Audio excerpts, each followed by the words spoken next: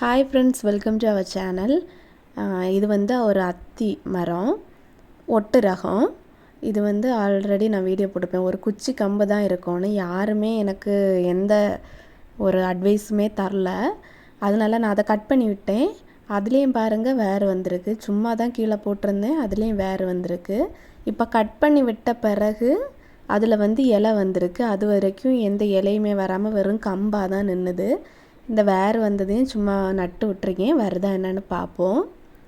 இந்த மாதிரி யாருக்காவது குச்சி கம்பாக இருந்துன்னா நீங்களும் இந்த மாதிரி கொண்டைய ஒரு கொஞ்சமாக கட் பண்ணி விடுங்க. இந்த மாதிரி இலை கண்டிப்பாக வரும். நான் நிறைய வீடியோஸில் பார்த்தேன், நிறைய தண்ணி ஊற்றுறனால அந்த இலையெல்லாம் விழுந்துட்டு, தண்ணி வந்து 2 நாளுக்கு 1 நாள் விடுங்க, அந்த மாதிரியெல்லாம் நிறைய வீடியோஸில் போட்டிருந்து. இருந்தாலும் மழை பெய்யதை என்ன பண்ண முடியும்? மழை பெய்யறதுனால சுத்தமாக இலையே வரல. இந்த மாதிரியே ட்ரை பண்ணுங்கள்.